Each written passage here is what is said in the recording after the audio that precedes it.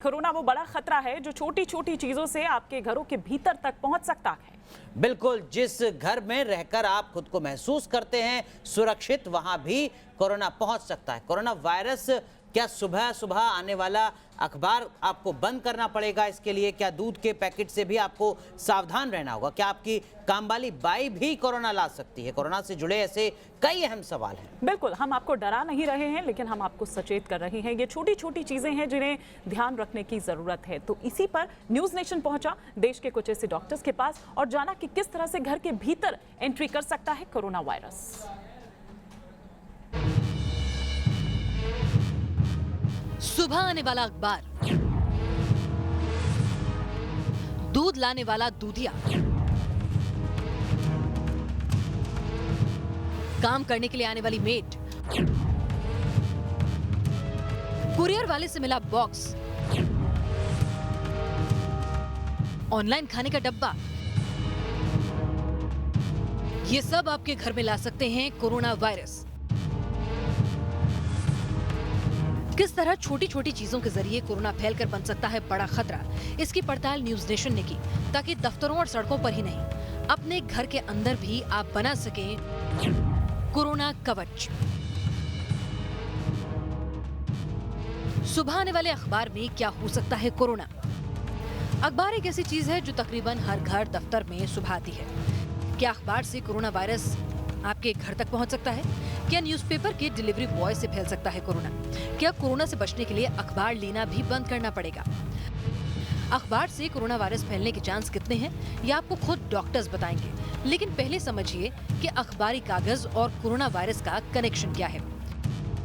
Doctors का कहना है कि कोरोना वायरस ड्रॉपलेट इन्फेक्शन से भी फैल सकता है। बात कागज की करें तो अगर कोरोना वायरस कागज पर आएगा तो वो 4 घंटे से भी कम वक्त में खत्म हो जाएगा। डॉक्टर से ये भी हमने सवाल पूछा कि क्या सुबह का अखबार बंद करना कोरोना से बचाव का एक तरीका है? कोई भी ऐसी चीज़, चाहे वो सुबह अखबार वाला आए, दूध वाला आए, बाहर से कोई भी आप डिलीवरी बॉय वाला आए, वो कोई भी चीज़ दे रहा है तो उसको आपको ढंग से लेनी पड़ेगी, उसको आपको डिसेंसिटाइज करना पड़ेगा, आपको हाथ बार बार ढंग से साबुन से ही धोने पड़ेंगे, फिर ही उसी चीज़ को काम लेना पड़ेगा। और आपको अगर आपका कोई भी अर्ली स्टेज में symptom, even high grade fever, सर्दी, खांसी, बुखार दिखता होगा तो आपको सेल्फ आइसोलेशन ही करना पड़ेगा, ताकि आपका ये रोग आपके घर में किसी को भी या दूसरे अड़ोसी पड़ोसी या मास कम्युनिटी में ये नहीं फैलने पाए। यानी अखबार उठाने से पहले हाथ सैनिटाइज कर लें, और अगर लंबे वक्त तक अखबार हाथ में रहता है तो दोबारा हाथ सैनिटाइज करें।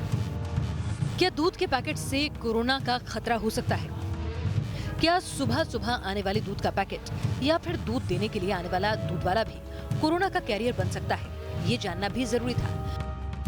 दूध के पैकेट या बोतल अधिकतर प्लास्टिक से बने होते हैं। कोरोना वायरस को लेकर अब तक हुई रिसर्च में सामने आया है कि प्लास्टिक की सतह पर कोरोना वायरस 72 घंटे तक जिंदा रह सकता है। यानी अगर दूध के प्लास्टिक के पैकेट पर कोरोना का संक्रमण आया तो वो आपके घर के अंदर 72 घंटे तक खतरा बनकर रहेगा। इस जानकारी को समझने के बाद एक बार फिर जहन में सवाल उठे कि क्या अब सुबह सुबह दूध का पैकेट लेना भी बंद करना होगा? क्या दूध वाले से दूध लेना भी रोकना होगा? किस तरह प्लास्टिक से फैलते कोरोना से बचा जा सकता है? कोरोना पर कोई अंदाजा या कयास सही नहीं। ठोस जानकारी के लिए हमने एक बार फिर डॉक्टर्स का रुख किया। आपका टच भी होता है तो सीधा वो आपको कैरियर और एसिम्प्टोमेटिक पेशेंट बना सकता है। जैसे आपने बोला कि काम करने वाली बाई, अगर वो बाहर से अगर वो अंदर आते वक्त सैनिटाइजर यूज़ नहीं करती, जहाँ कोई स्टेरिलियम का प्रोडक्ट नहीं यूज़ करती, तो वो सीधा आके आपके सफाई करना स्टार्ट कर देगी। वो भी एक कैरियर है, उससे भी स्प्रेड हो सकता है। दूध रोजाना की जरूरत है, ऐसे में दूध बंद करना बड़ी मुश्किल साबित होगा। डॉक्टर्स की हिदायत है कि दूध के पैकेट लेने से पहले हाथ सैनिटाइज करें या फिर ग्लव्स पहनें। दूध वाले को भी सैनिटाइजर के इस्तेमाल की सलाह दें। दूध निकालकर पैकेट को तुरंत कूड़े में फेंक दें, उसे अपने घर में बिल्कुल ना रखें। क्या कुरियर बॉक्स से आ सकता है कोरोना? ऑनलाइन शॉपिंग बड़े शहरों में सबकी जिंदगी का हिस्सा है। अब जब मॉल्स बंद हैं तो ऑनलाइन शॉपिंग का ही सहारा है। कपड़ों से लेकर जूतों तक न जाने कितनी चीजें हम ऑनलाइन मंगाते हैं। ये ऑर्डर अधिकतर गत्तों के डब्बों में पैक होकर घर तक पहुंचते हैं। अगर इस पहलू की बात करें तो यहाँ कोरोना संक्रमण 2 तरीके से फैलने की आशंका है। पहला, गत्ते के डब्बे पर संक्रमण हो सकता है। दूसरा, कुरियर डिलीवरी बॉय को भी संक्रमण हो सकता है, जो आपके घर के दरवाजे तक पहुंच सकता है। ऑनलाइन ऑर्डर के लिए अधिकतर इस्तेमाल किए जाने वाले गत्ते के डिब्बों की बात करें तो रिसर्च कहती है कि गत्तों के डिब्बों पर अगर कोरोना वायरस का संक्रमण आया तो वो तकरीबन 24 घंटे रहता है। यानी कोरोना का वायरस 24 घंटे तक गत्ते के डब्बे पर जिंदा और सक्रिय रहता है। यानी आपका कुरियर भी आपके लिए चलता फिरता कोरोना बम बन सकता है। घर की इन छोटी छोटी बातों को लेकर बड़े सवाल पैदा होते हैं। क्या कोरोना से बचने के लिए अब कुरियर मंगाना भी बंद कर देना चाहिए? कैसे पता करें कि डिलीवरी बॉय को कोरोना का संक्रमण है तो नहीं? सवाल इंसान की जिंदगी से जुड़ा है, तो संजीदा तरीके से जवाब जानना जरूरी है। आप ये सोच के चलो कि 24 घंटे तक ये वायरस किसी भी सरफेस पे रह सकता है, इसलिए अपने एरिया, अपना जहाँ रह रहे हो वहाँ पे 3 फीट की लक्ष्मण रेखा करो और उस लक्ष्मण रेखा के अंदर में वायरस को मत आने दो। यानी कि अपने एरिया को साफ रखो। सोच के चलो कि कहीं भी जा रहे हो वहाँ पे आपको तो नहीं पता लगेगा कि किसने वहाँ छींका था, तो वो 3 घंटे पहले छींका था ताकि 6 घंटे पहले छींका था।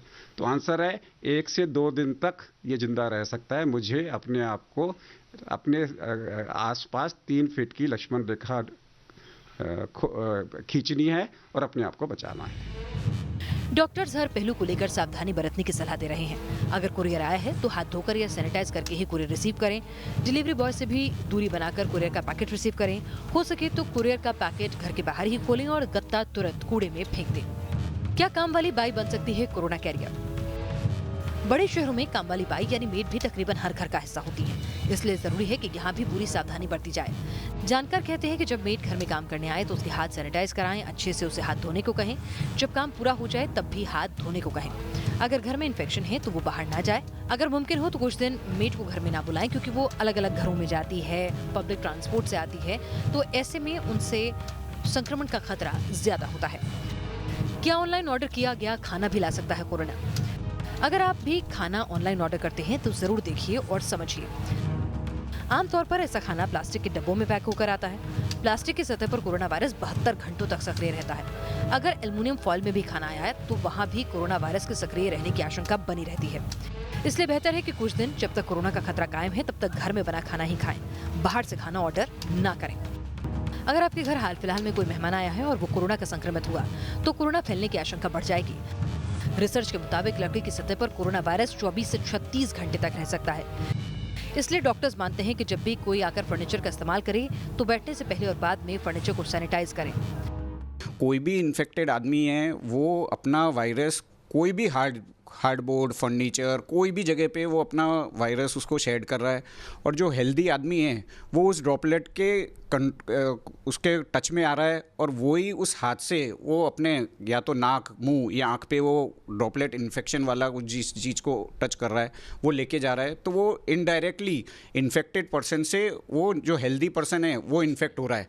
तो सब इंडिया के सब लोगों को इसका मोड ऑफ ट्रांसमिशन वायरस का है उसको समझने की बहुत ज़रूरत है कि वायरस ड्रॉपलेट इन्फेक्शन से फैल रहा है। कोरोना की अब तक कोई ठोस दवा नहीं बनी है, इसीलिए सावधानी ही बचाव है और यही सावधानी बन सकती है आपके घर का कोरोना कवच। Team news nation.